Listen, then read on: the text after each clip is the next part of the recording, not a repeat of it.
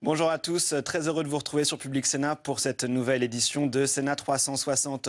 Aujourd'hui, nous vous proposons de suivre la lecture des conclusions sur le projet de loi de confiance dans la vie publique. En effet, sénateurs et députés se sont mis d'accord sur le projet de loi simple, le premier volet du texte de moralisation présenté en juin par François Bayrou et porté désormais par Nicole Belloubet. Hier, la commission mixte paritaire qui réunit députés et sénateurs s'est entendue sur le contrôle des comptes des partis politiques, sur la lutte contre les conflits d'intérêts ou encore sur l'encadrement par les deux chambres de l'enveloppe des frais de mandat des parlementaires. Un point a fait particulièrement débat à la Haute Assemblée, l'interdiction des emplois familiaux pour les élus. Dans un premier temps, les sénateurs avaient refusé de voter cette interdiction avant de revenir sur cette délibération dans un second temps. Le président de la commission des lois, Philippe Bas, avait alors dénoncé un vote accidentel des sénateurs. Dernière information, ce compromis entre députés et sénateurs doit encore être examiné par l'Assemblée nationale demain. Mais pour l'heure, direction l'hémicycle donc pour suivre cette lecture des conclusions de la commission mixte paritaire sur le projet de loi ordinaire de confiance dans la vie publique. L'ordre du jour appelle l'examen des conclusions de la commission mixte paritaire chargée d'élaborer un texte sur les dispositions restant en discussion du projet de loi pour la confiance dans la vie politique. Dans la discussion générale, la parole est à Monsieur Philippe Bas, rapporteur pour le Sénat de la commission mixte paritaire. Vous avez la parole.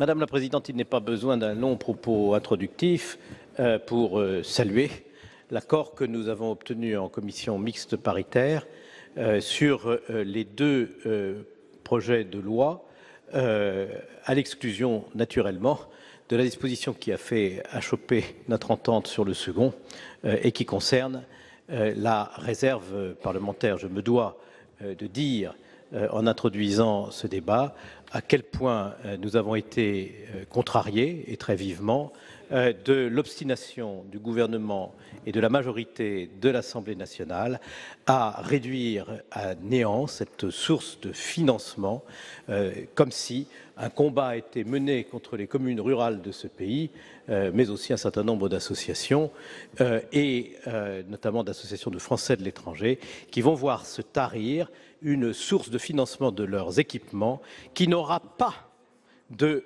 remplacement dans l'accès au financement public. C'est pour nous une source de mécontentement très grande. Mais il s'agit d'une disposition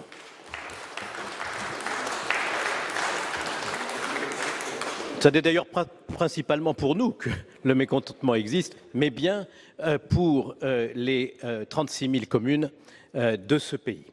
Je voudrais vous dire néanmoins que l'accord trouvé sur le texte de loi ordinaire reprend un grand nombre des positions que vous avez adoptées, mes chers collègues, dans le débat législatif. Tout ce qui concerne la prise en charge des frais de mandat, c'est, et je dois en remercier la ministre, c'est déroulé comme nous le souhaitions, puisqu'il y aura une prise en charge selon plusieurs modalités qui offrira à la fois des garanties et des souplesses, ce que nous souhaitions naturellement. L'interdiction des emplois familiaux a comporté un certain nombre d'atténuations par le vote de l'Assemblée nationale, qui a exclu une partie des membres de la famille du parlementaire de cette interdiction, mais surtout on a préservé les dispositions du Sénat pour que les intéressés aient le temps, comme on dit familièrement, de se retourner et bénéficient de la convention de reconversion professionnelle de Pôle emploi. Ceci est évidemment très important.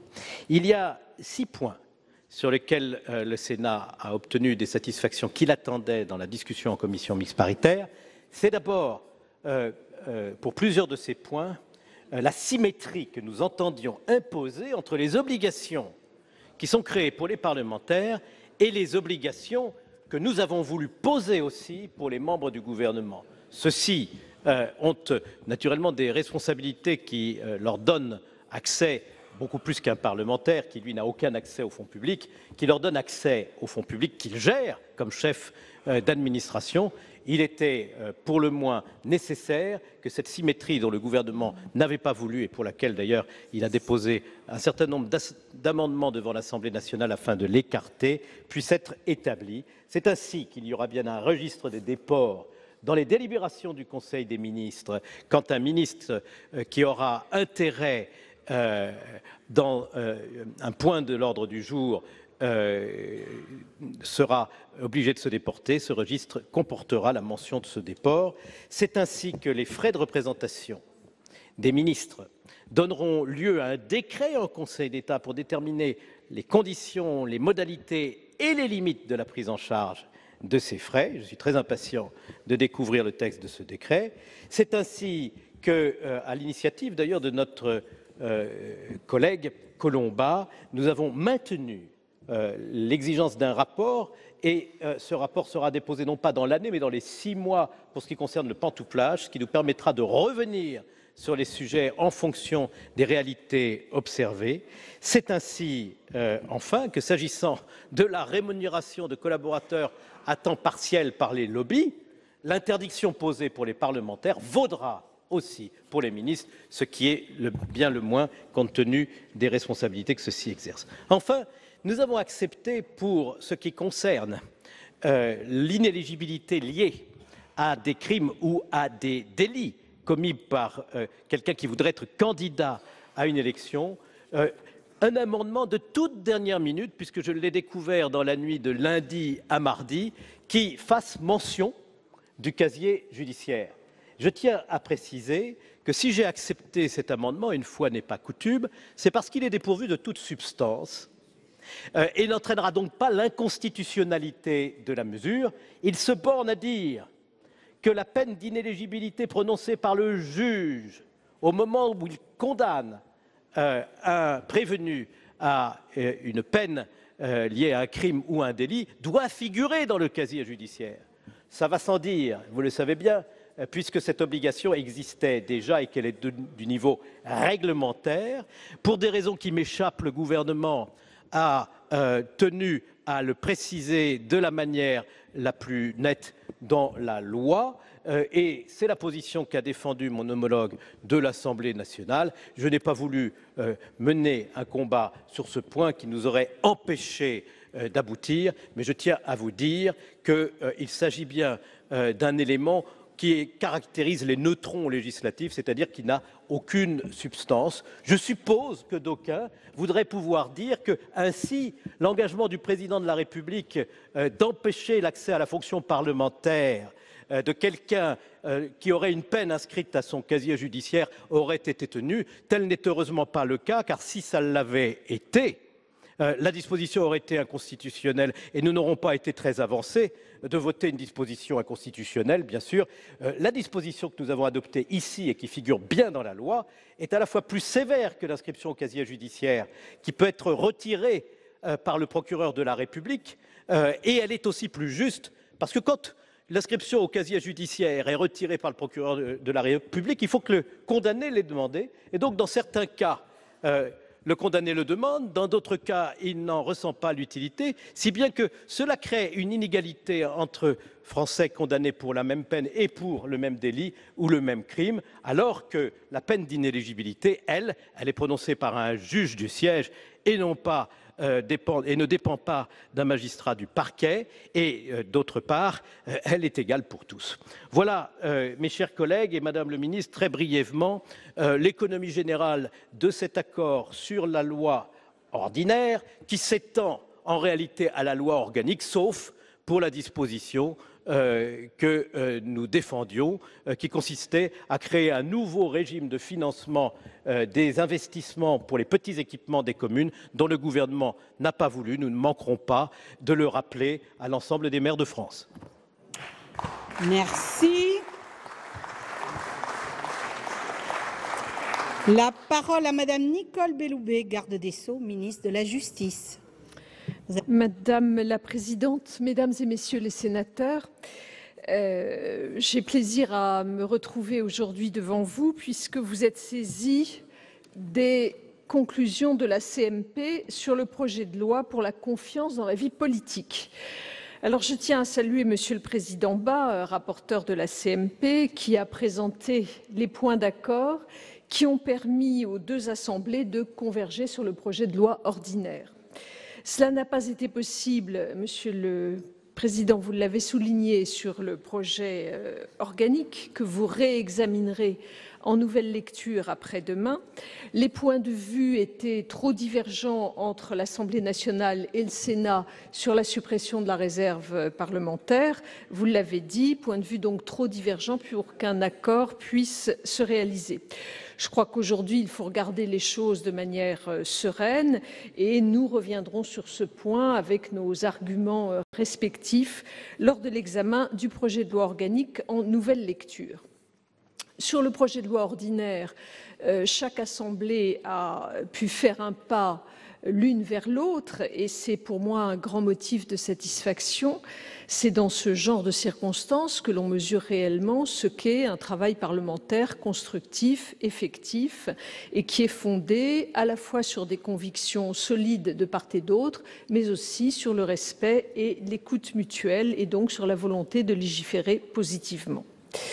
Tout d'abord, plusieurs dispositions qui, pour le gouvernement et l'Assemblée nationale, paraissaient se situer hors du champ initial de la réforme, n'ont pas été réintroduites en CMP.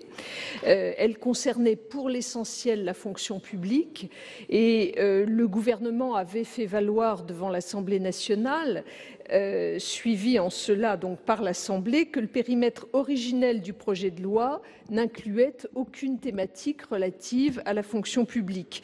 Nous avions également ajouté qu'une loi très récente, celle du 20 avril 2016, portant déontologie des fonctionnaires, venait seulement d'entrer en vigueur et il nous semblait plus pertinent d'évaluer les conséquences des dispositifs que cette loi proposait avant de légiférer à nouveau. Le gouvernement donc avait défendu cette position et la CMP n'a pas rétabli ce type de disposition. La CMP, vous l'avez souligné, Monsieur le Président, a toutefois adopté un article 2 ter E demandant au gouvernement un rapport sur le remboursement des frais de scolarité pour les anciens élèves de plusieurs grandes écoles lorsqu'ils n'effectuent pas la totalité des années de travail qu'ils doivent au service de l'État.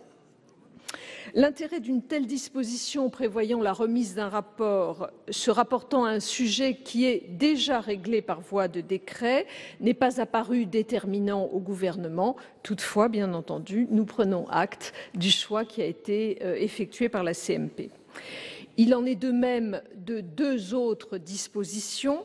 La première, vous l'avez rappelé, Monsieur le sénateur Bas, concerne les frais de réception et de représentation des membres du gouvernement. Il semble au gouvernement que cette disposition est surabondante, puisque, comme j'ai déjà pu l'indiquer en première lecture, les dépenses qui sont liées aux fonctions ministérielles, donc telles que les frais de représentation ou de réception, sont déjà soumis au contrôle que vous souhaitez voir instauré, que ce soit par le contrôleur budgétaire et comptable du ministère ou, in fine, par la Cour des comptes. Quant à l'autre disposition, à savoir la création par décret en Conseil d'État d'un registre des déports pour les ministres, j'ai eu l'occasion de montrer que les ministres étaient déjà soumis à un mécanisme rigoureux de déport par décret.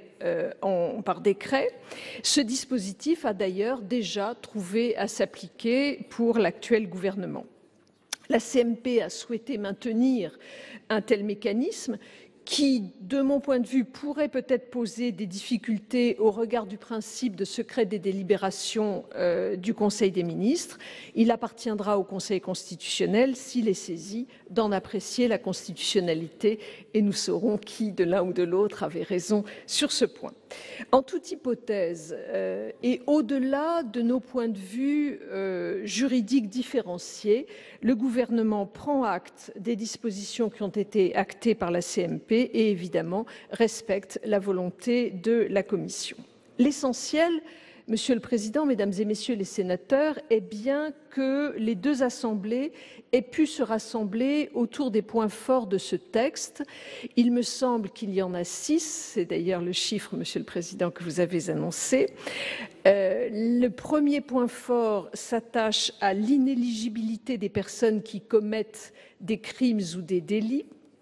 La commission mixte paritaire a repris le dispositif voté par les deux assemblées en le renforçant. La liste des délits qui conduisent à l'inéligibilité automatique, sauf décision contraire du juge, a été élargie, notamment en reprenant des propositions du Sénat. Comme la CMP l'a souhaité, faisant en quelque sorte la synthèse des débats parlementaires, ce qui est d'une certaine manière son office, il est désormais clairement prévu l'obligation pour tout prétendant à une élection de posséder un casier judiciaire B2 vierge de toute peine d'inéligibilité prononcée pour des crimes ou pour l'ensemble des délits qui sont visés par le texte que vous avez adopté. C'est un apport positif de la CMP qui concrétise un engagement pris par le Président de la République devant les Français, mais cet engagement est pris tout en assurant, vous l'avez dit, Monsieur le Président, la constitutionnalité de sa mise en œuvre, ce qui relève de votre et de notre responsabilité. Le deuxième point concerne la prévention des conflits d'intérêts pour les parlementaires. La définition du conflit d'intérêts est adaptée à la réalité du mandat parlementaire et un mécanisme de déport est prévu dans le respect de l'autonomie des assemblées. L'interdiction des emplois familiaux apparaît comme un point important du texte. Là encore, un accord s'est dessiné sans heurts entre les deux assemblées, au-delà d'une petite péripétie qui a été vite oubliée. C'est un acquis qui est attendu par les Français, qui n'acceptent plus désormais une telle pratique. Parallèlement, le Sénat et l'Assemblée nationale, et je tiens à le souligner parce que l'initiative leur en revient, ont trouvé ensemble une voie essentielle pour améliorer la situation des collaborateurs parlementaires dont le rôle et l'efficacité est reconnu par tous. Les dispositions que vous avez inscrites dans la loi constituent, de ce point de vue, un socle solide pour progresser dans ce domaine. Le quatrième apport du texte tend à la suppression de l'IRFM et à la mise en place, là encore Monsieur le Président Bas l'a rappelé, à la mise en place d'un mécanisme approprié de contrôle des frais de mandat des parlementaires.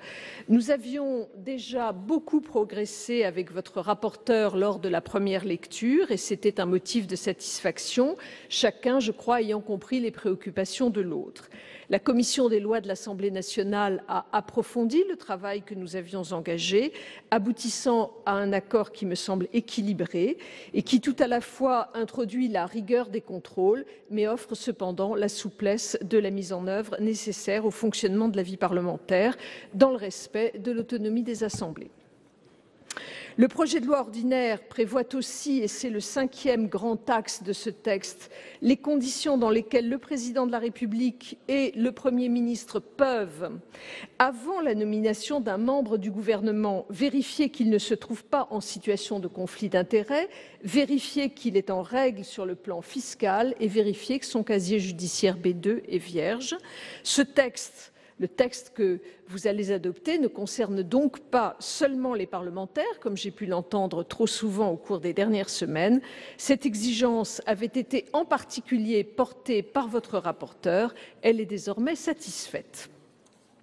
Le texte contient enfin des dispositions qui renforcent le contrôle des ressources des partis politiques et des candidats et le contrôle des prêts qui leur sont accordés. Parallèlement, avec le médiateur du crédit et la Banque de la démocratie, l'accès au financement bancaire des partis et des candidats sera facilité afin de renforcer le pluralisme de notre vie politique. Là encore, nous avons pu avoir des désaccords ponctuels, mais le texte qui est adopté par la CMP est très satisfaisant. Madame la Présidente, Monsieur le rapporteur, Mesdames et Messieurs les sénateurs, au-delà des débats, de la confrontation nécessaire et utile que nous pouvons avoir entre des points de vue ou politiques ou juridiques, nous avons pu observer un mouvement vers un objectif commun, tendant à renforcer la confiance dans la vie politique. C'est le fruit d'une ambition partagée et des bonnes volontés que j'évoquais devant vous en première lecture. Votre rapporteur faisait d'ailleurs état, à ce moment-là, d'un mouvement fédérateur. Que le Sénat et l'Assemblée nationale aient pu s'accorder ainsi est, je crois, un signal positif pour nos concitoyens. Il témoigne de l'esprit de responsabilité des parlementaires, de leur volonté de répondre aux attentes des Françaises et des Français, qui appellent à plus de transparence et d'éthique dans les pratiques politiques. Au nom du gouvernement, je tenais très sincèrement à vous en remercier, et en particulier M. Philippe Bas, votre rapporteur, qui n'a ménagé ni son temps ni son énergie pour aboutir à ce résultat positif, gage d'une confiance partagée. Merci, Madame la Ministre. Dans la suite de la discussion générale, la parole est à Monsieur Yves Détraigne pour le groupe Union centriste.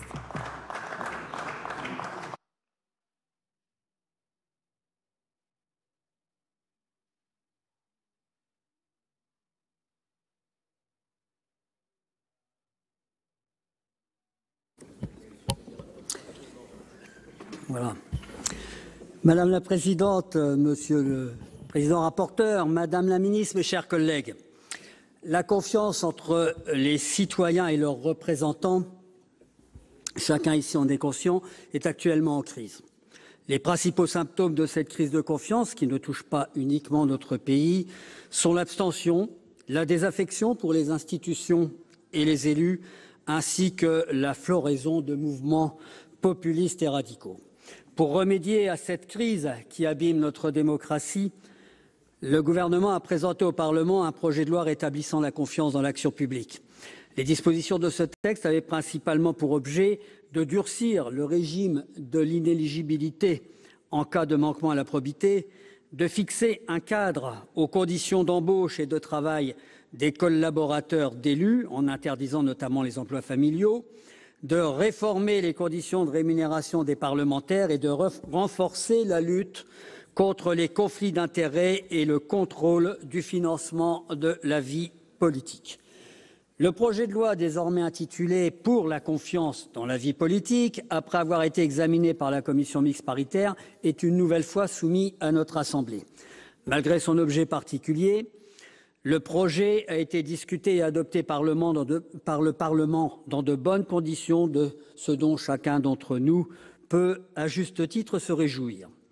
Le texte final, adopté mardi par la commission mixte paritaire, comporte un certain nombre de modifications que le Sénat avait apportées, ce dont nous ne pouvons que nous féliciter. En particulier, nos amendements donnant aux assemblées une plus grande souplesse dans la gestion et la prise en charge des frais de mandat ont été en substance maintenus. Le système actuel de l'IRFM ne pouvait rester en l'état, mais il fallait absolument veiller à ne pas mettre en place une usine à gaz administrative qui aurait généré des dépenses publiques nouvelles et des complexités inutiles. Sur les dispositions relatives à la peine complémentaire d'inéligibilité en cas de crime ou de manquement à la probité, les apports du Sénat ont aussi été préservés. Cela ne peut faire oublier qu'un certain nombre d'amendements de bon sens votés par le Sénat ne figurent pas dans le texte final. Je pense notamment à l'ouverture des concours internes aux collaborateurs parlementaires ou encore à la levée du verrou de Bercy. Je tiens également à souligner le fait que les dispositions relatives aux conditions d'emploi des collaborateurs d'élus, si elles constituent un progrès incontestable, ne sont pas suffisantes en l'état. Un véritable statut des collaborateurs reste donc à créer. Au-delà de ces points particuliers, on ne peut que déplorer le caractère profondément lacunaire du texte, qui, selon nous, réduit son ambition première et nuit gravement à son efficacité. En effet, il est regrettable que le gouvernement se soit borné à traiter du seul cas des parlementaires et des élus locaux. La crise de confiance que j'ai évoquée ne touche pas uniquement le Parlement et les collectivités, mais aussi la haute fonction publique, la presse et le monde syndical. Pour qu'une action de rétablissement de la confiance puisse réussir, il aurait été indispensable qu'elle prévoie également des mesures fortes de transparence dans ces sphères de la vie publique. Tel n'a pas été le cas et le gouvernement a préféré se focaliser sur quelques sujets particuliers. La volonté du gouvernement comme du Parlement de rétablir la confiance avec les citoyens n'est pas à remettre en cause. Elle s'est d'ailleurs traduite par un fort investissement de l'ensemble des acteurs et par une discussion parlementaire qui a été riche mais hélas trop restreinte. Enfin, je tiens à dire un dernier mot sur le projet de loi organique examiné conjointement par la commission mixte paritaire. Celle-ci, vous le savez, n'est pas parvenue à un accord sur le texte, les discussions ayant achoppé notamment sur la question de la réserve parlementaire. Nous regrettons profondément l'attitude des représentants de la majorité à l'Assemblée nationale concernant la question de cette réserve parlementaire et jugeons que leur attitude rigide et leur surdité aux arguments et aux propositions alternatives du Sénat est tout à fait contraire à l'esprit d'écoute réciproque et de conciliation qui doit présider aux commissions mixtes paritaires. Madame la ministre, c'est avec plaisir que mon groupe votera en majorité en faveur du projet de loi, mais cela ne doit pas faire oublier qu'il est en l'état insuffisant pour résoudre la crise de confiance que j'ai évoquée et que les problèmes qu'il laisse en suspens, nous serons contraints, un jour ou l'autre, d'y remédier. Arrivant à la fin de mes propos, je tiens à saluer ici le travail de la Commission. Plus particulièrement, je souhaite, au nom du groupe centriste, rendre hommage à notre collègue, le président Philippe Bas, rapporteur de la loi, qui, par sa rigueur et la considération, il faut le dire, dont il a fait preuve vis-à-vis de chacun, a beaucoup contribué à ce que le travail parlementaire au Sénat se déroule dans de bonnes conditions. Je vous remercie. Merci, chers collègues. La parole à Monsieur Jean-Pierre Sueur pour le groupe socialiste et républicain.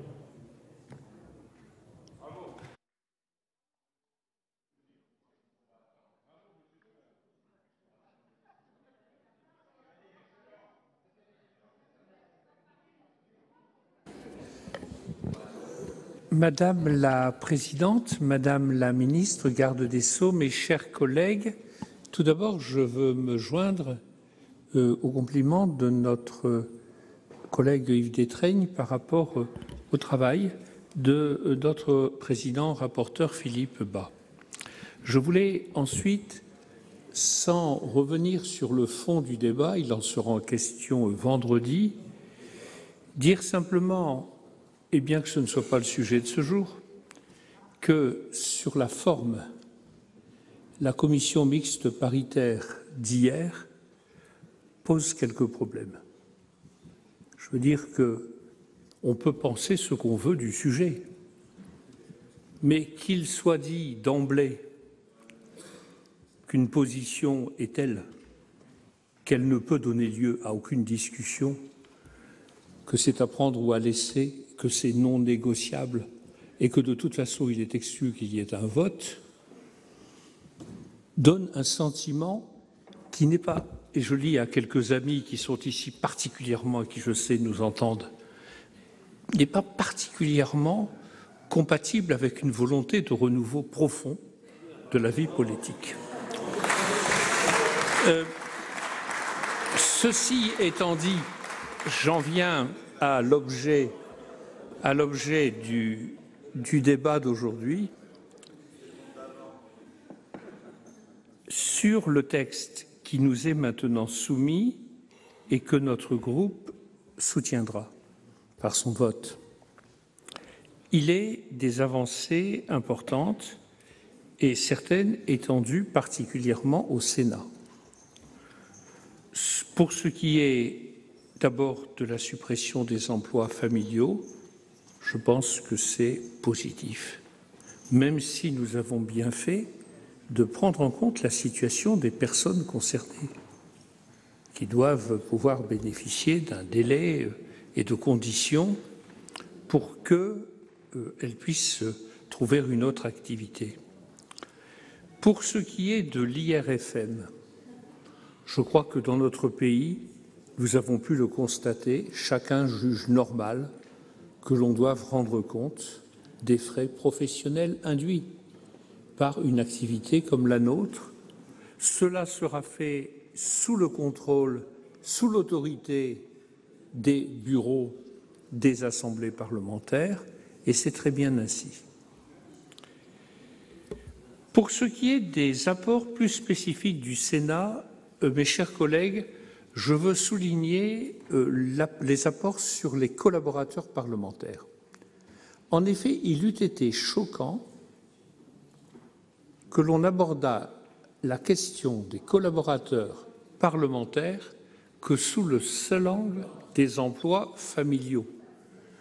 Et on doit au Sénat l'ajout d'un certain nombre de paragraphes sur leur mission, leurs fonctions, leur statut.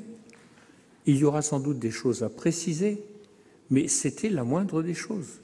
Ils ne sont pas des clandestins, des personnels non définis, et cette loi, Madame la Ministre, permettra de combler une véritable carence. Pour ce qui est d'une décision due au Sénat, il faut le dire, s'agissant de l'imposition de nos indemnités de fonction, eh bien, c'est une bonne chose parce que c'est parfaitement justifié. J'étais contre l'idée qu'avaient imaginé certains, sans doute d'ailleurs pour des raisons tout à fait compréhensibles, de fiscaliser l'IRFM. Il s'agit de frais professionnels qui ont ce statut. En revanche, il existe des indemnités lorsque, pour les personnes qui sont, elles ne sont pas nombreuses, président du Sénat, vice-président ou vice-présidente du Sénat, président de commission, président de groupe, questeur, et membre du bureau qui touchent une indemnité qui est dans le prolongement de l'indemnité parlementaire. Il nous est apparu à la commission des lois, qui a été unanime sur ce point, qu'il était juste qu'elle soit normalement fiscalisée. Eh bien, disons-le, c'est normal. Voilà. Enfin, il est quelques points sur lesquels nous pensons que l'on aurait pu aller plus loin ou que certaines décisions ne nous paraissent pas particulièrement opportunes. Ainsi en est-il de la Banque de la démocratie, dont nous ne voyons toujours pas l'utilité ni la façon dont elle fonctionnera de façon totalement impartiale. Nous n'étions pas partisans de cet ajout. Pour ce qui est de la peine complémentaire obligatoire d'inéligibilité, Madame le garde des Sceaux, vous savez, on nous a beaucoup rappelé hier matin qu'il y avait des décisions qui étaient sacrées parce qu'elles étaient dans le programme du président de la République.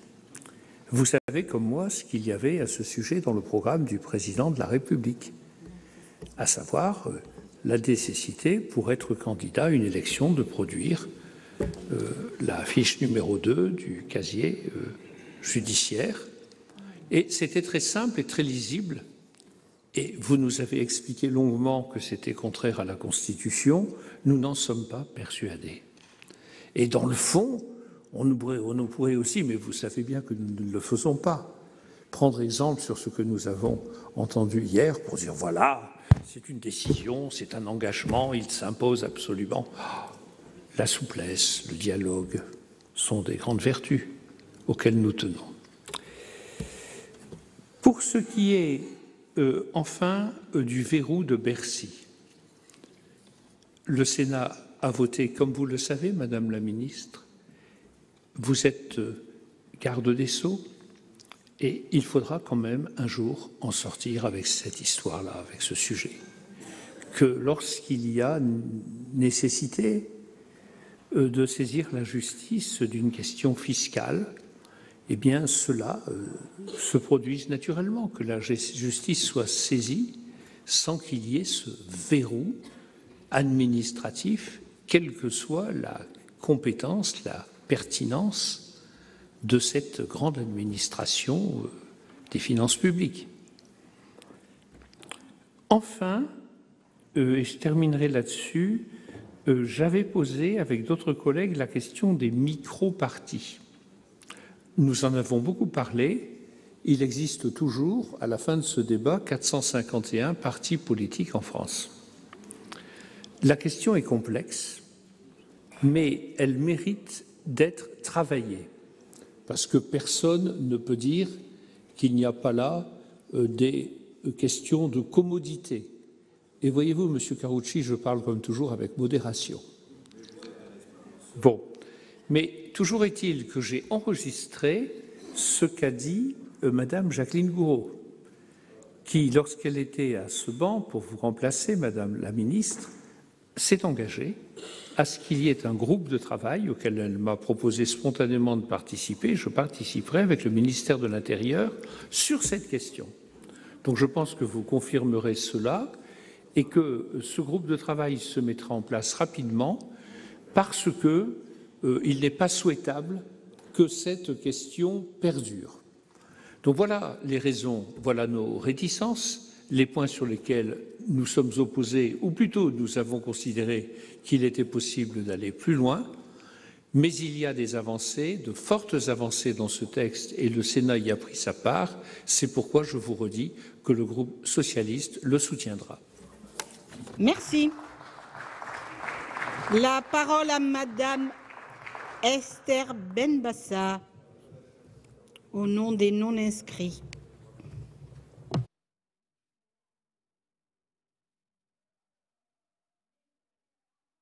Ah ben oui, pour une fois.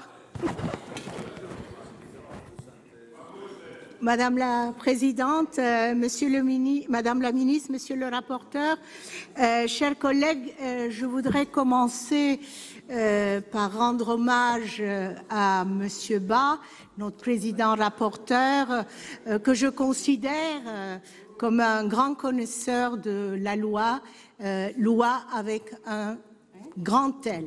Je crois qu'il comprendra ce que je voulais dire.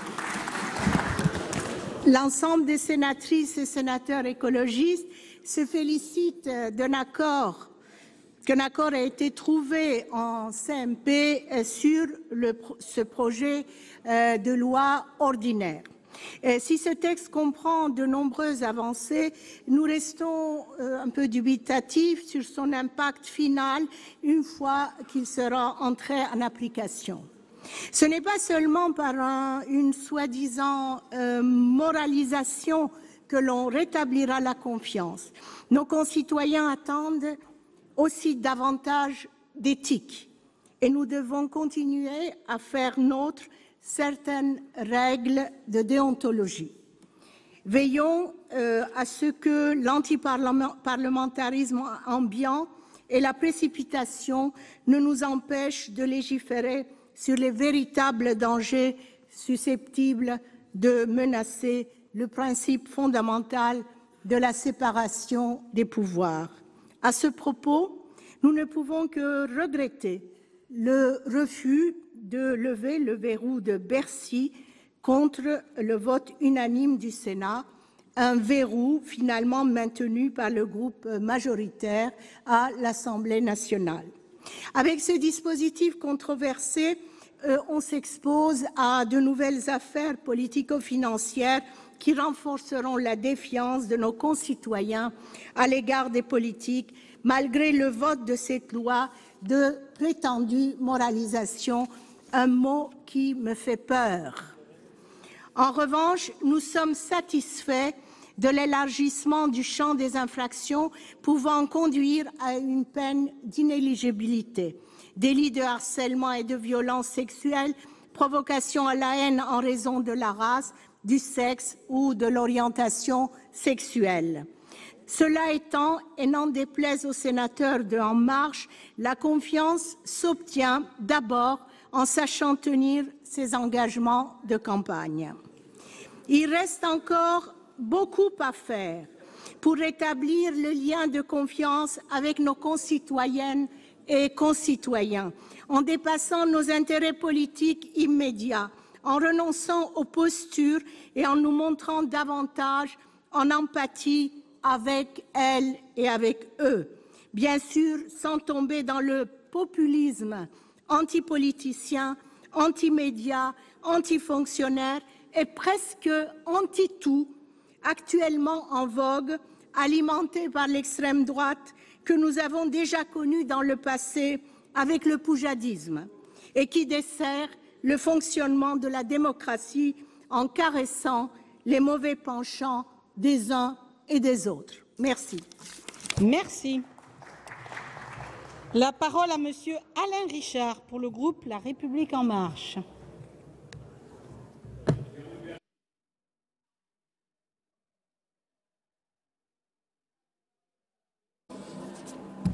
Madame la Présidente, Madame la Ministre, mes chers collègues, à l'issue de la commission mixte paritaire qui a conclu, nous sommes saisis d'un texte amélioré et complété, répondant aux objectifs que nous avait soumis le gouvernement. C'est le résultat d'un bon dialogue à l'intérieur de chaque assemblée et entre les deux assemblées. Comme je suis le premier, semble-t-il, à le mentionner, c'est aussi bien de le dire. Simplement, comme par une habitude un peu funeste, ce texte a connu de multiples extensions. Nous partîmes avec 14 articles et à un moment, nous étions à 48, après une seule lecture dans chaque assemblée. Et donc, heureusement, la commission mixte paritaire a fait un peu de compression. Ceci est le résultat de ce que j'appellerais une attitude de législation réparatrice. C'est-à-dire qu'à l'occasion de tout texte, les uns et les autres, nous pensons utile d'accrocher à ce texte des dispositions visant à corriger ou à compléter d'autres textes qui ne sont pas en débat, mais sur lesquels nous trouvons une opportunité. Il n'est pas surprenant que, du coup, le sens de nos travaux soit peu lisible par les citoyens et que les complaintes se multiplient sur la prolifération législative. Donc je crois que nous devons y veiller encore plus que ce que nous avons fait jusqu'à présent. Que reste-t-il de ce texte donc, en voie d'adoption? Les cas d'inéligibilité prononcés par la justice et pour des cas graves sont donc étendus, et inéligibilité aux différentes fonctions électives. Et je voudrais appeler l'attention de mon ami Jean-Pierre Sueur, qui est tout à fait concentré, sur le fait que c'est bien l'équivalent, contrairement à ce qu'il semble penser, de l'engagement de casier judiciaire vierge qui a été énoncé par le président de la République, simplement après qu'il ait été assuré que la réalisation de cet engagement était bien conforme à la Constitution et aux droits individuels imprescriptibles auxquels nous sommes tous attachés. C'est aussi la prévention et le traitement des conflits d'intérêts, avec de nombreux renvois, puisque l'article là-dessus est quand même très sobre, avec de nombreux renvois au règlement de nos assemblées et à nos instances de déontologie, qui du coup se trouvaient un peu plus chargées, et l'extension de cette prévention des traitements des conflits d'intérêts au gouvernement, au cabinet ministériel et aux collaborateurs parlementaires. Donc c'est assez cohérent. Ensuite, il y a bien la disposition qui fait obstacle aux emplois familiaux et qui limite la liberté des embauches croisées entre membres de famille. Mais ceci, comme des collègues l'ont justement souligné, a surtout permis, tout en soldant, tout en purgeant, je dirais, un sujet de conflit qui était au départ assez, anecdotique, a permis donc d'apporter des précisions légales utiles à l'exercice de la profession de collaborateur parlementaire. Donc, ceci a rempli son usage également. Il y a l'attestation fiscale à l'entrée en fonction, soit des nominations des ministres nommés, soit des parlementaires élus. Je crois que c'est une sécurisation pour tout le monde et c'est un dispositif d'une assez grande simplicité, puisqu'au fond, nous avons tous maintenant un dossier fiscal, il suffit qu'il soit consulté. Nous passons à un meilleur contrôle des frais de mandat et, pour ceux qui dialoguent avec le comité de déontologie de cette maison, vous savez que nous sommes déjà assez bien avancés dans ce contrôle, donc il n'y a pas de difficulté particulière là-dessus. Et puis, il y a un ensemble de dispositions sur le financement des partis qui améliorent la transparence, souvent d'ailleurs sur la recommandation de la haute autorité qui s'en occupe, et la suppression des barrages financiers, certes assez rares, mais qui peuvent exister aux candidatures. La banque, de ce point de vue-là, la banque de la démocratie avec 10 guillemets, n'étant qu'une modalité, il est vraisemblable que son utilisation sera des plus limitées. Donc, il y a bien un ensemble d'engagements qui ont été pris par le président de la République pour son élection et que une très grande majorité, y compris des différentes oppositions qui s'expriment ici, va adopter. Donc je crois que c'est tout simplement un train qui arrive à l'heure. Autre chose est d'obtenir ce que claironne le titre, c'est-à-dire le rétablissement de la confiance dans la vie politique. Là, il reste quelques sujets sur lesquels il faut réfléchir.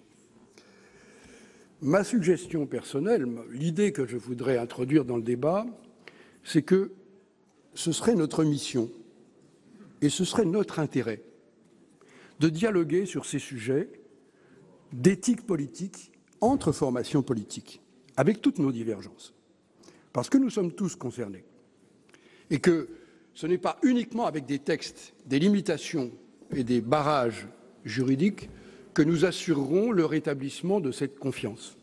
Je crois que ce problème nous est commun et que, avec évidemment un peu trop d'expérience, vu mon ancienneté, j'ai vu dans ma formation politique comme dans les autres, trop de situations de repli clanique qui nous conduisent, y compris lorsqu'un des nôtres ou une des nôtres a franchi de façon patente les limites de la décence élémentaire, à continuer à faire comme si rien ne s'était passé. Ce sont, je crois, des sujets dont nous avons le plus grand intérêt à débattre et à débattre publiquement. En attendant, jouons notre rôle d'améliorer les attitudes en politique avec toutes les imperfections humaines. Ce sera, me semble-t-il, la meilleure réplique aux surenchères de ceux qui font profession de démolir tout titulaire d'un pouvoir issu de la démocratie. Merci. La parole à Madame Éliane Assassi pour le groupe communiste, républicain et citoyen.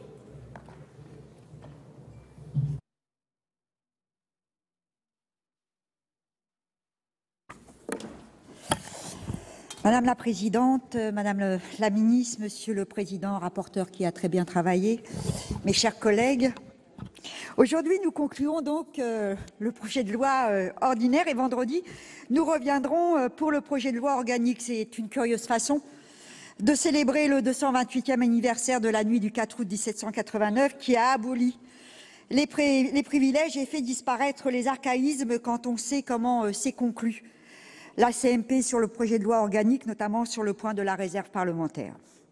Par ailleurs, pour nous, le problème, ce n'est pas que les parlementaires travaillent et que la session s'allonge. Le problème, c'est que le gouvernement choisisse le cœur de l'été pour s'exonérer du contrôle de l'opinion publique sur un sujet qui nous paraît très important. Après un examen précipité et souvent chaotique, nous sommes donc aujourd'hui à la fin du processus législatif sur ce projet de loi ordinaire qui traite de probité et d'exemplarité des élus. Cette exigence est juste et nécessaire, je dirais même impérieuse. Mais ce texte, malheureusement, n'est qu'un énième coup d'épée dans l'eau, tant la portée de ces mesures n'est pas à la hauteur de ces exigences, et tant le système libéral continue de répandre de l'immoralité dans notre société. L'indécente plus-value de la ministre du Travail à l'orée d'un plan social chez Danone jette gravement l'opprobre sur nos travaux et sur la légitimité de ce gouvernement à ériger la confiance comme modèle d'action publique. Je ne reviendrai pas ici sur les multiples démissions gouvernementales, toutes dues à ce qu'on appelle pudiquement les affaires, mais je reste malheureusement persuadée qu'il faudra plus que ce texte pour ramener le peuple vers le politique, vers la politique. Le désamour entre un peuple et ses représentants ne vient pas principalement de ce que sont ses représentants, mais du système lui-même, qui permet que le pouvoir soit capté par une élite, qui permet que la politique soit asservie aux intérêts de la finance mondialisée, d'un pouvoir qui n'est pas guidé par l'intérêt général et la réponse aux besoins, mais par d'autres objectifs relevant d'intérêts privés. Le nouveau président, fraîchement sorti de l'ENA, repéré lors de la commission Attali pour devenir banquier d'affaires avant de revenir dans les allées du pouvoir, symbolise à lui le mélange entre intérêt privé et public. Argent et pouvoir font toujours bon ménage. Alors oui, les gens n'y croient plus. Et que leur dire? Depuis des décennies, la confiance est ébranlée par la parole non tenue, par les promesses qui n'engagent que ceux qui y croient. Les rendez-vous électoraux sont des mascarades de démocratie où la puissance de l'argent défend ses intérêts, que ce soit par la voie des médias dont elle est propriétaire ou encore par le financement des campagnes électorales. Et malheureusement, toujours les mêmes politiques sont menées à rebours des intérêts populaires, alimentant le bataillon des abstentionnistes. Une politique de classe où la démocratie est réduite à portions congrues, où les efforts sont demandés aux plus fragiles, comme c'est le cas avec la baisse des APL, où les cadeaux sont pour ceux qui en ont déjà trop, par exemple avec l'exclusion des revenus financiers pour l'ISF. Nous sommes donc très loin d'un pouvoir par et pour le peuple, comme notre Constitution nous y oblige. Tant que la politique ne permettra pas de dessiner un en commun pour l'ensemble de nos concitoyens, un projet fondé sur la possibilité d'un progrès partagé, alors on continuera d'alimenter la défiance et la colère. C'est malheureusement inévitable. Nous regrettons donc le contenu limité de ce texte qui se résume en quelques mesures dont le relent antiparlementariste est assez déplaisant. Ce serait tellement plus facile de réduire le Parlement à un rôle de godillot de la majorité présidentielle ou qu'il écrive la loi, contrôle le gouvernement dans les sous-sols ou dans les étages du Parlement, loin du regard et de l'écoute de nos concitoyens. D'autant si nos séances de questions d'actualité au gouvernement ne seront plus retransmises sur une chaîne de télévision publique, comme le préconise le président de l'Assemblée nationale. Pour revenir plus précisément au texte, nous sommes, Madame la Ministre, bien sûr favorables au contrôle de l'IRFM, mais exigeons que des moyens soient maintenus pour permettre aux parlementaires et aux groupes d'exercer leurs mandats et fonctions. Nous aurions voulu que ce texte aille plus loin, car au fond, nous parlons d'argent public. Alors parlons-en vraiment. Qui va contrôler le bon usage des sommes distribuées par le CICE ou par le CIR? Pour notre part, nous souhaitons un contrôle de l'usage de l'argent public partout et pour tous. Notre premier regret est donc celui d'une loi qui n'a pas de souffle, d'une loi de réaction aux affaires, les emplois familiaux pour Fillon, le mensonge pour Cahuzac, la phobie administrative pour Thévenoud. Oui, de telles situations ne doivent plus se reproduire. Ces quelques mesures sont donc évidemment positives, mais profondément lacunaires. Pourquoi ne pas avoir accepté de faire sauter le verrou de Bercy, comme nous l'avions fait adopter en première lecture par notre amendement? Voilà un élément de confiance qui permettrait de lutter contre la délinquance financière au plus haut niveau. Avec cette loi, les évadés fiscaux continueront de dormir tranquilles. Deuxième regret, le détricotage des avancées du Sénat pour limiter les pratiques du pantouflage et pour cesser les conflits d'intérêts au sein de la haute fonction publique. Reste un vague rapport. Je dirais que ce recul est quand même un aveu. Heureusement, la CMP a réintégré les propositions du Sénat pour soumettre aux mêmes règles de déontologie les membres du gouvernement. Je dirais que c'est un minimum. Troisième regret, toute velléité de moraliser les médias où la vie économique a été balayée d'un revers de main, alors que pour nous, confiance, démocratie et justice sociale vont de pair. Balayer d'un revers de main les enjeux de démocratisation de nos institutions, la proportionnelle, le droit de vote pour les étrangers, un droit de pétition renforcé, la création d'un statut de l'élu. Nous pensons que le problème de confiance vient aussi du manque de représentativité dans nos institutions. Nous sommes satisfaits d'un début de reconnaissance d'un statut pour les collaborateurs parlementaires, même si nous aurions pu aller plus loin en reconnaissant des passerelles comme nous l'avions fait adopter en première lecture. Nous serons donc très attentifs aux déclinaisons réelles de ces articles. Pour autant, nous sommes inquiets de la disposition qui vise à faire connaître aux organes de déontologie les fonctions politiques de nos collaborateurs. À partir du moment où il s'agit de fonctions non rémunérées, une telle disposition constitue, selon nous, une atteinte aux libertés individuelles et au respect de la vie privée. Sur l'idée d'une banque de la démocratie et d'un médiateur du créatif, vous savez bien, Madame la Ministre, que nous sommes très favorables à cette mesure, bien évidemment, sous réserve, je le répète, de la garantie de leur indépendance. Je le redis, ce projet de loi manque de souffle et de volonté politique. C'est peut-être une opération de communication montée à peu de frais, mais certainement pas une révolution permettant de rétablir la confiance entre nos concitoyens et le monde de la politique. Donc il nous semble que ce texte passe à côté d'enjeux fondamentaux, démocratiques, et donc ne mérite guère mieux de notre part qu'une abstention. Merci. La parole à Monsieur Pierre-Yves Collombat pour le groupe RDSE.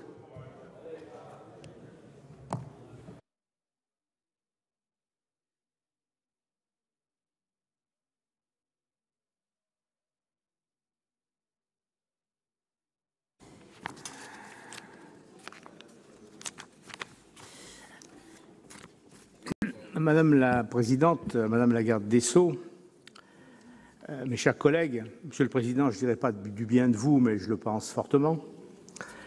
Originellement, à en croire François Bayrou, son initiateur, l'objet de la grande loi de moralisation dont il s'était fait le propagandiste était d'empêcher que les intérêts privés, financiers et industriels, prennent en otage, c'est son expression, la vie publique de notre pays. Au terme de débats montrant qu'il ne suffisait pas de changer le personnel politique pour améliorer le parlementarisme, que reste-t-il de cette belle ambition ?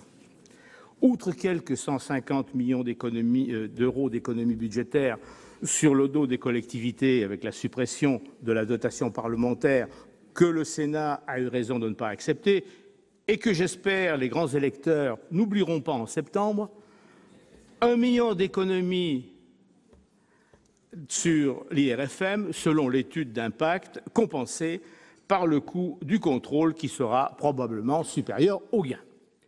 Tout ça au prix d'une nouvelle couche de paperasserie, de déclarations et de tracasseries et d'occasions de contentieux pour les élus et les responsables politiques.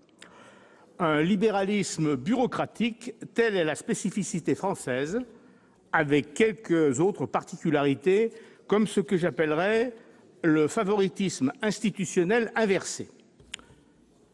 Si j'embauche mon épouse comme assistante, je commets un délit. Pas si je lui préfère un autre membre de la communauté des femmes mariées, comme disaient Engels et Marx, du mariage bourgeois. Pas non plus si c'est le fils de mon banquier qui saura ne pas m'oublier quand je solliciterai un prêt. Autre particularité, les attestations fiscales qui n'attestent rien, puisqu'elles n'engagent pas l'administration, si simplement on a rempli son obligation de déclaration, voilà ce que dit cette attestation. On ne peut pas parler d'un progrès considérable. Je pourrais continuer longtemps, tant les obligations contraignantes, mais sans réelle portée, sont nombreuses dans les deux textes. Quant aux dispositions relatives au financement de la vie publique, il était difficile de faire plus compliqué pour un résultat aussi modeste.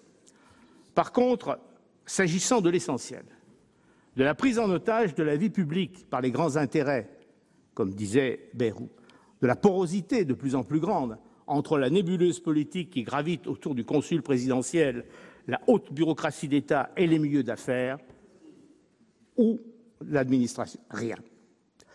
Des modestes dispositions votées au Sénat tendant à endiguer le pantouflage et le revolving door de certains grands corps de l'État, au terme de la CMP, il ne reste rien qu'une obligation modeste concernant un problème un peu annexe de cette difficulté. La justification de cet attachement à cette institutionnalisation au plus haut niveau du conflit d'intérêts, parce que c'est de ça dont il s'agit de l'institutionnalisation du conflit d'intérêts, eh bien, les explications qu'on nous a données valent quand même le détour. Dans la discussion à l'Assemblée nationale, le gouvernement nous a dit que essayer de limiter le pantouflage reviendrait à empêcher la fluidification d'affectations successives entre secteur public et secteur privé, rendrait difficile le recrutement de personnes ayant développé des compétences dans le secteur privé sur des emplois en lien avec ces compétences. En un mot, on va se priver de gens compétents, de gens ayant des compétences particulières. Des compétences, mais quelles compétences ? Celles de repérer et prévenir les crashs financiers comme en 2007-2008 ? Celles de sortir le pays de la stagnation que la thrombose financière a laissée ? Celles de contenir l'évasion fiscale ou de redonner à la France l'assise industrielle qu'elle a perdue ? J'ai cherché, je n'ai pas trouvé. Moraliser, il en restera toujours quelque chose, mais certainement pas une plus grande confiance dans la vie publique ou politique. Tout au contraire, se plier au vent démagogique ne fera que donner du grain à moudre à la campagne anti-élus qui, depuis des années, sert de cache-misère aux échecs des exécutifs qui se sont succédés. La société de cour, qui est devenue l'arène politique française, a remplacé le débat par la lapidation médiatique, je l'ai dit. Déclenchée au bon moment, Elle permet de se débarrasser d'un concurrent gênant ou de forcer la décision. Consolation, le retour de flamme est rarement loin. Vous aurez compris que je ne voterai pas ce texte, l'expression de mes collègues du RDSE occupant comme d'ordinaire l'ensemble du reste du spectre des possibilités. Merci. La parole à Monsieur François Bonhomme pour le groupe Les Républicains.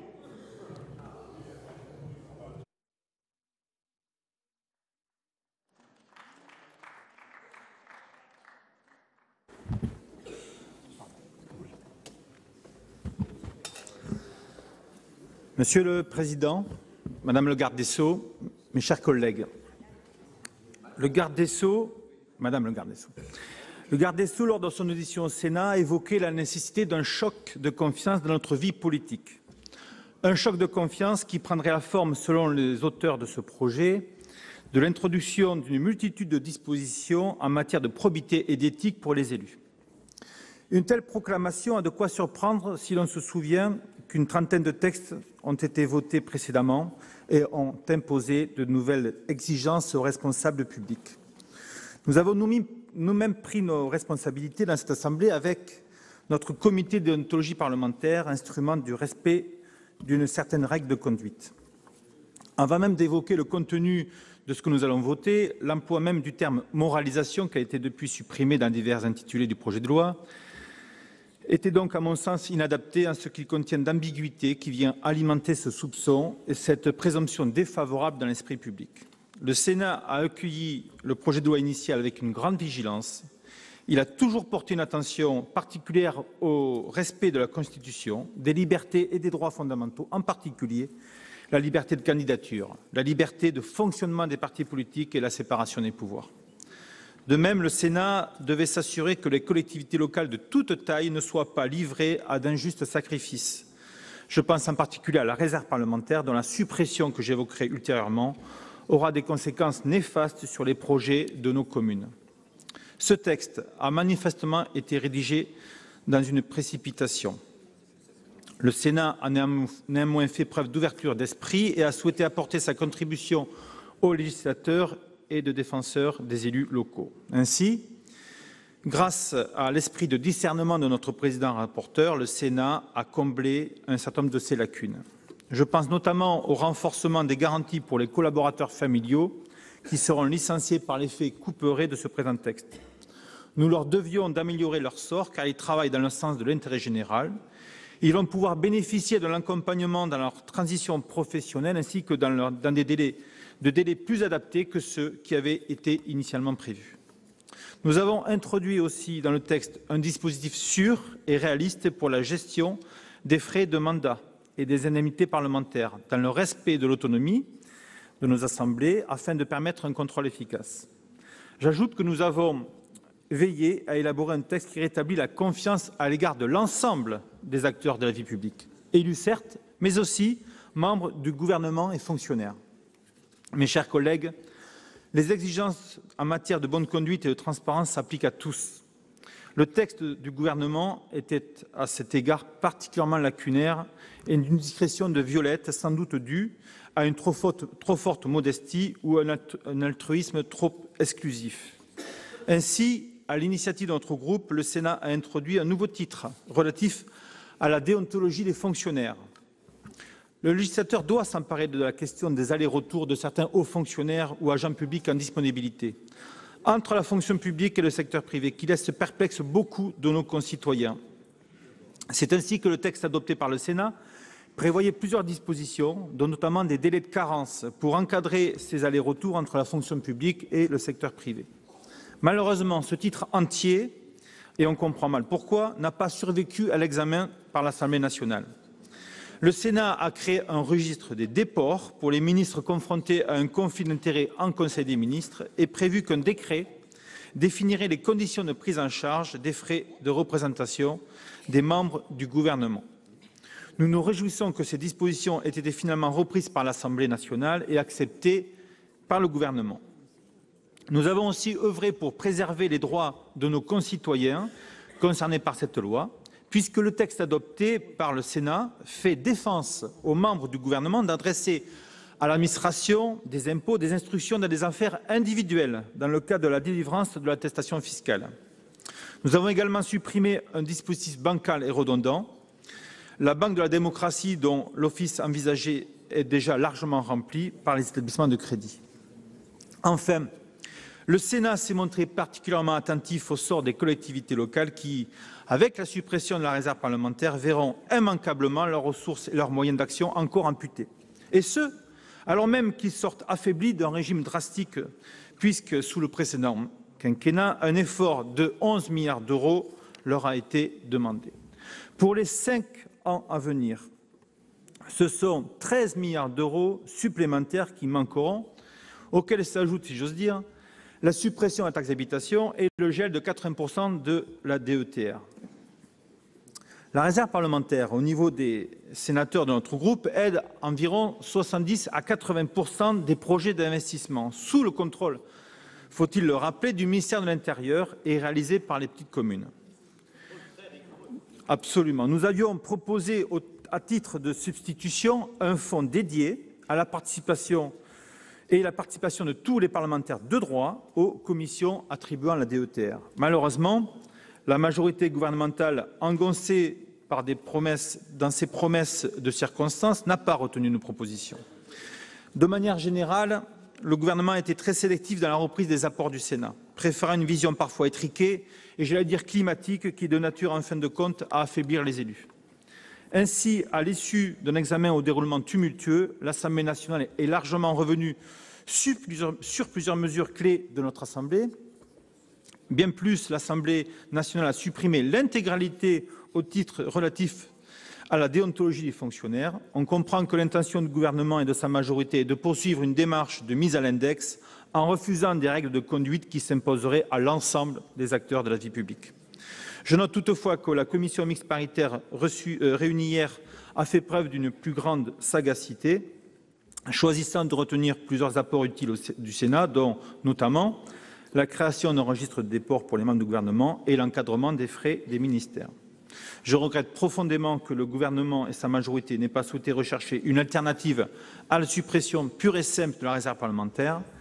Il s'agit là, je crois, d'une bévue grave à l'égard des territoires. C'est près de 146 millions d'euros, souvent déterminants au bouclage d'un grand nombre de projets d'investissement et souvent modestes, dont vont être privées les collectivités locales. C'est pourquoi, mesdames et messieurs, mes chers collègues, nous voterons les conclusions de la CMP sur le projet ordinaire et nous confirmerons dans les jours qui viennent l'absence d'accord possible avec l'Assemblée nationale sur le projet de loi organique.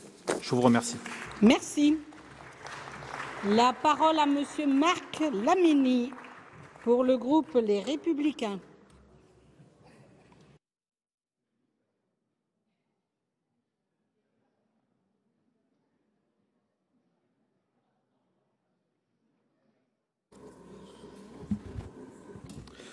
Madame la présidente, madame la ministre de la Justice, garde des Sceaux, monsieur le président et rapporteur de la commission des lois, chers collègues, je tiens tout d'abord à remercier sincèrement les collègues siégeant à la commission mixte paritaire ayant trouvé un accord pour ce projet de loi confiance dans la vie politique. Cependant, il est regrettable que cet accord n'ait pas été possible pour le projet de loi organique avec la suppression de la réserve parlementaire. Beaucoup d'entre vous en ont parlé. Dotation d'action parlementaire, donc décidée par nos collègues députés.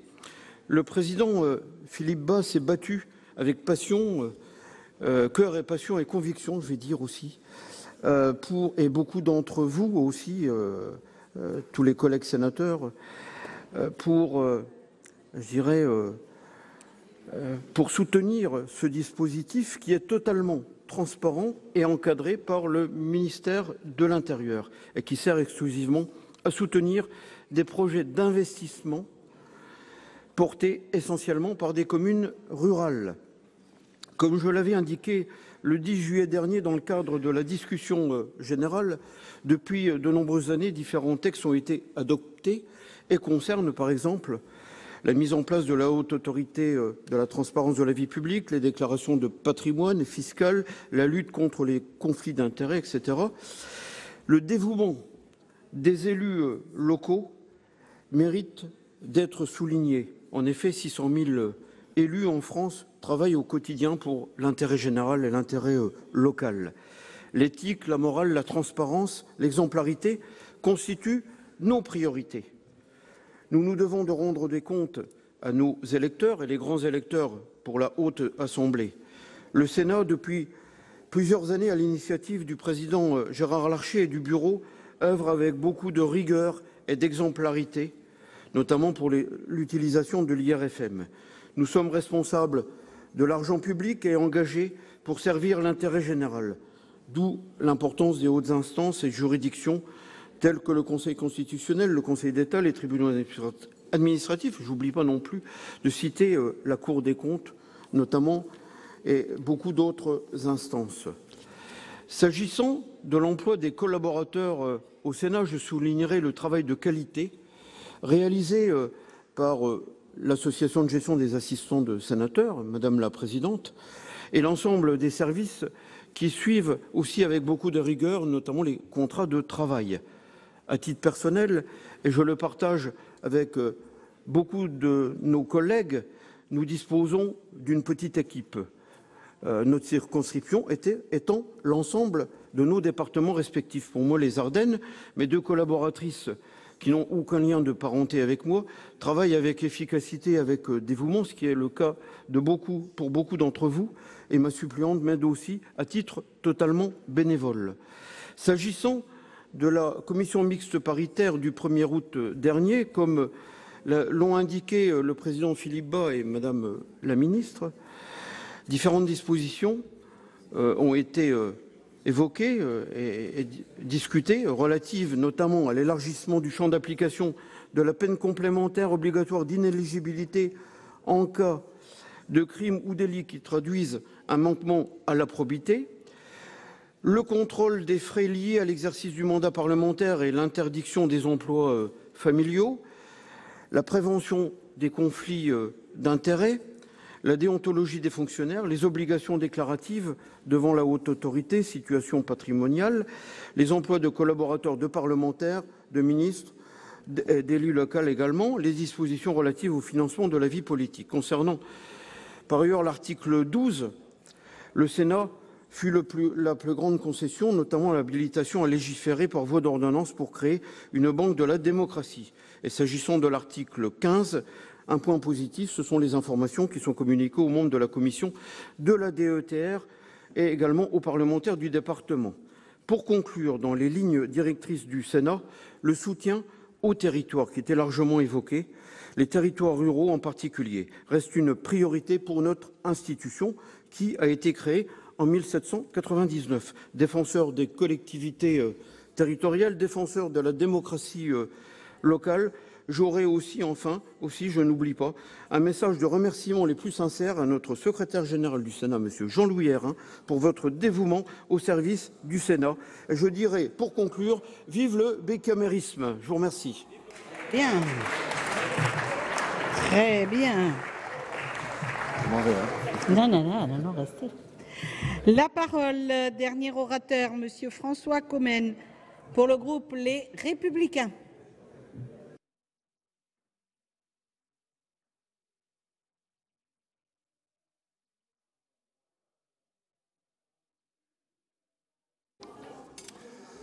Madame la Présidente, Madame la Ministre, Monsieur le Président de la Commission, mes chers collègues, depuis 30 ans, 30 lois ont été adoptées visant à prévenir, à supprimer et à sanctionner les pratiques qui entachent la vie politique. Une loi par an. Et aujourd'hui encore, une commission mixte paritaire en échec de nouveau en débat qui sont en perspective. Depuis quelques années, nous avons connu de réelles avancées. La haute autorité, comme il a été dit, pour la transparence de la vie publique, le parquet national financier, l'agence française anticorruption.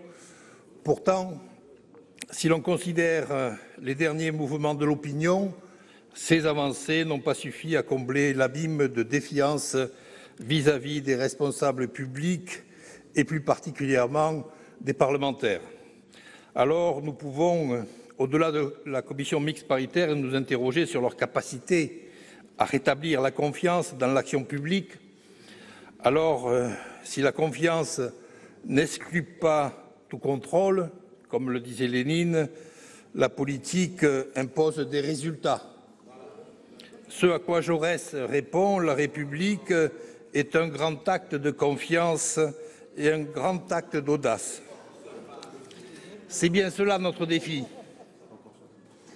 Car oui, ce rejet de l'élu, c'est aussi le cri de colère d'un peuple orphelin de promesses non tenues et d'espoirs déçus d'année en année. Avant tout texte de loi, il est du devoir de tout élu de la République d'être digne du pacte de confiance qui les lie à ses électeurs. Cet acte dont parle Jaurès et dont la vitalité aujourd'hui est complexe, cette confiance, elle vit chaque jour dans cette Assemblée, dans nos mairies. La maintenir, voilà notre responsabilité d'élus. Avec les derniers textes, je crains que certains de ces aspects ne fassent que répondre politiquement aux tourments médiatico-judiciaires passés et présents, sans pour autant apporter des réponses pleinement satisfaisantes, telles que la suppression des emplois familiaux. Difficile de critiquer l'encadrement des activités de conseil et la vérification de la situation de la déclaration de patrimoine à la fin d'un mandat pour le président de la République. Sur le casier judiciaire, par contre, les députés n'ont pas pris le risque de prendre une disposition qui aurait pu être prétendument frappée d'inconstitutionnalité. Dommage que cette mesure phare du projet présidentiel puis législatif n'ait pas fait l'objet d'une analyse juridique en amont. Du temps aurait été gagné et des illusions épargnées. Ce qui est certain, c'est que de ces deux lectures, les Français auront pu juger de l'intérêt du bicamérisme. Oui, celles et ceux qui ont regardé cette semaine les débats en séance publique à l'Assemblée nationale et ces couacs en série ont pu mesurer la nécessité du Sénat et de son travail.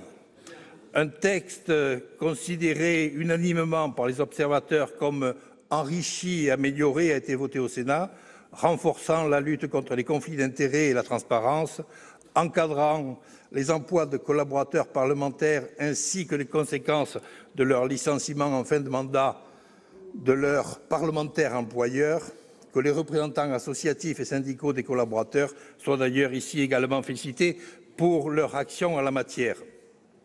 Nous avons tous aussi pu déplorer ici le refus de supprimer le fameux verrou de Bercy.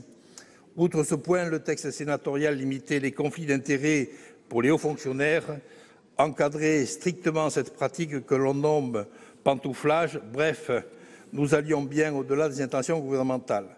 Avec la version allégée du texte arrivé en séance au Palais Bourbon, l'impression d'ensemble est double, de la précipitation et un ensemble sans grande cohérence. Un texte renommé au passage « Confiance en la vie politique », histoire de souligner que l'homme malade de notre démocratie est bien l'élu, de préférence nanti de plusieurs mandats et non le hiérarque de Bercy ou l'énarque oscillant entre secteur privé et secteur public.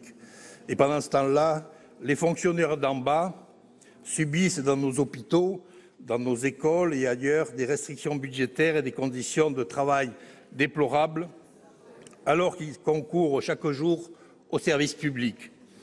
On a, in fine, préféré s'attaquer à l'écume plutôt qu'à la vague, à certains petits arrangements plutôt qu'aux corrupteurs, donner à la vox populi le cadavre de la réserve parlementaire plutôt que légiférer sur le casier judiciaire vierge des élus. Au final, il y a surtout un vrai problème d'articulation juridique, c'est cette fameuse réforme institutionnelle qu'on nous annonce pour la rentrée, qui aurait dû être au contraire ouverte immédiatement au débat pour servir de cadre à une loi globale et ambitieuse. Enfin, Madame la Présidente, si vous me le permettez, je tiens à remercier en conclusion, encore une fois, et féliciter la Commission et son président Philippe Bast pour son travail. Très bien. La discussion générale est close. Je rappelle qu'en application de l'article 42, alinéa 12 du règlement, aucun amendement n'est recevable, sauf accord du Gouvernement. Le Sénat étant appelé à se prononcer avant l'Assemblée nationale, Il statue sur les éventuels amendements, puis par un seul vote sur l'ensemble du texte en ne retenant que les amendements présentés par le gouvernement. Nous passons donc à la présentation des amendements du gouvernement. Sur l'article 1er, dont le vote est réservé, et donc c'est l'amendement de rectifier que j'invite Madame la ministre à présenter. Je vous remercie, Madame la Présidente. Je ne serai pas long car les amendements que nous souhaitons proposer sont des amendements qui portent des modifications vraiment purement techniques.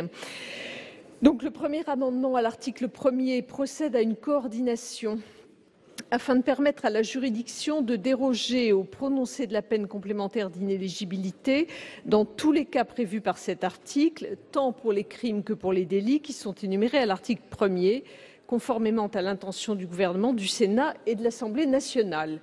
Le second amendement vise deux objets. Tout d'abord, il transfère par cohérence les dispositions relatives à l'accès au bulletin numéro 2 du casier judiciaire dans l'article 767 du Code de procédure pénale, qui énumère les autorités habilitées à consulter ce bulletin. Et ensuite, il prévoit l'application outre-mer des modifications apportées par l'article 1er au Code de procédure pénale. Voilà le contenu des deux amendements, Madame la Présidente. Merci, Madame la Ministre. Alors, avis de la Commission, Monsieur le rapporteur, s'il vous plaît.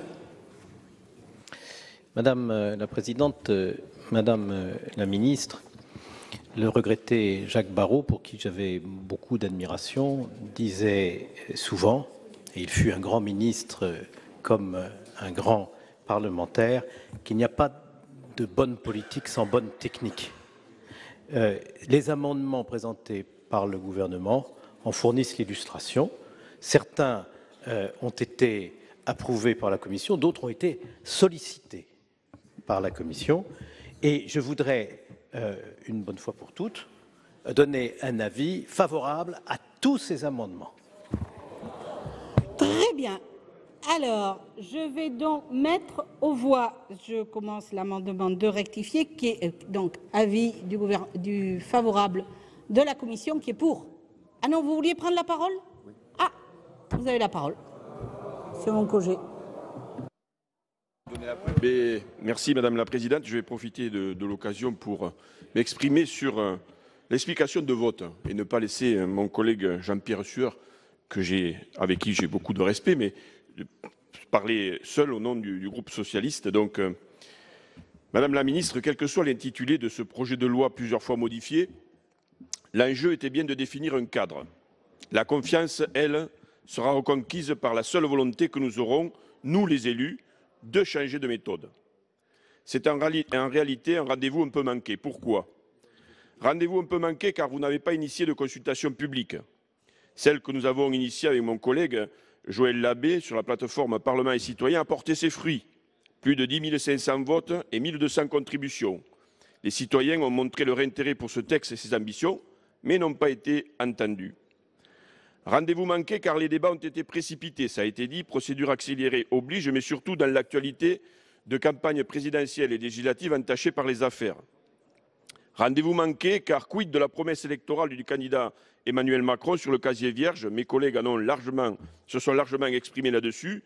Celui-ci a été remplacé par un accroissement des peines d'inéligibilité, c'est bien.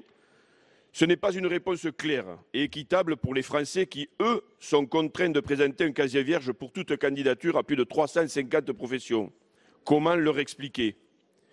Quid de la lutte contre les emplois fictifs? Il y a bien eu la suppression des emplois familiaux, c'est bien, mais c'est un peu démagogue. Mais comment expliquer aux citoyens que les emplois croisés sont maintenus, même s'ils sont publiés? Quid du verrou de Bercy? L'Assemblée nationale a rétabli ce que le Sénat avait supprimé à l'unanimité. Comment expliquer aux Français ce scandale de monopole du ministère de l'économie et des finances, cette exception au droit pénal français? Une fois de plus, le gouvernement, la majorité parlementaire qui ont voté contre ces mesures fortes, se sont placés au-dessus du peuple, au-dessus de la transparence et de l'éthique demandée. À chaque élu désormais de s'appliquer les règles d'exemplarité que ce texte n'aura pas su imposer. Cette loi va dans le bon sens. C'est un essai qu'il va falloir transformer. Je le voterai donc avec une certaine déception. Bien, je me permets de vous rappeler que les prises de parole sont sur les amendements et les votes des amendements. Mais enfin, alors nous allons mettre aux voix le premier amendement de rectifier, donc avec avis favorable de la commission, qui est pour.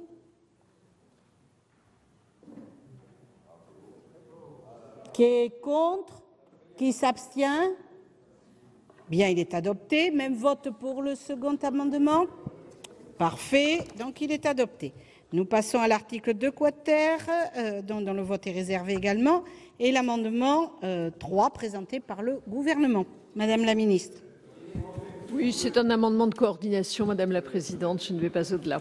Très bien, et j'ai bien compris que Monsieur le rapporteur avait déjà donné un avis favorable. Alors, je le mets aux voix. Qui est pour? Monsieur le rapporteur de la commission. Alors, qui est contre? Qui s'abstient? Il est adopté. Article 3 ter A, l'amendement numéro 4, Madame la ministre. Bien, c'est un amendement de précision ici. De précision. Monsieur le rapporteur, vous êtes aussi prononcé, si j'ai bien compris. Parfait. Donc, avis favorable de la commission. Je mets aux voix. Qui est pour? Qui est contre? Qui s'abstient? Il est adopté.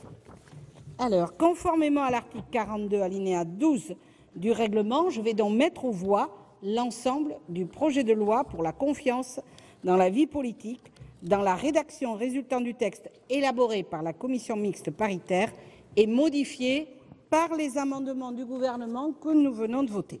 Y a-t-il des demandes d'explication de vote? Non. Alors, je mets donc aux voix l'ensemble du projet de loi pour la confiance dans la vie politique, tel qu'il est donc rédigé, qui est pour. Qui est contre? Qui s'abstient? Il est très largement adopté. Je vous remercie. Voici donc pour cette lecture des conclusions sur le projet de loi de confiance dans la vie publique. Vous l'avez suivi sur notre antenne. Sénateurs et députés se sont mis d'accord sur le projet de loi simple, le premier volet du texte de moralisation présenté en juin par François Bayrou et porté désormais par Nicole Belloubet. Hier, la commission mixte paritaire qui réunit députés et sénateurs s'est entendue sur le contrôle des comptes des partis politiques, sur la lutte contre les conflits d'intérêts ou encore sur l'encadrement par les deux chambres de l'enveloppe des frais de mandat des parlementaires. Un point a fait particulièrement débat à la Haute Assemblée, vous le savez, l'interdiction des emplois familiaux pour les élus. Dans un premier temps, les sénateurs ont refusé de voter cette interdiction avant de revenir sur cette délibération. Dans un second temps, à l'époque, le président de la commission des lois, Philippe Bas, avait dénoncé un vote accidentel des sénateurs. Dernière information, ce compromis entre députés et sénateurs doit encore être examiné par l'Assemblée nationale demain. Quant au texte organique qui concerne en particulier la réserve parlementaire, aucun accord n'a encore pu être trouvé entre les deux chambres. C'est la fin de cette édition. Merci à vous de l'avoir suivi. Je vous donne rendez-vous demain sur notre antenne. Très bonne suite des programmes sur les chaînes parlementaires.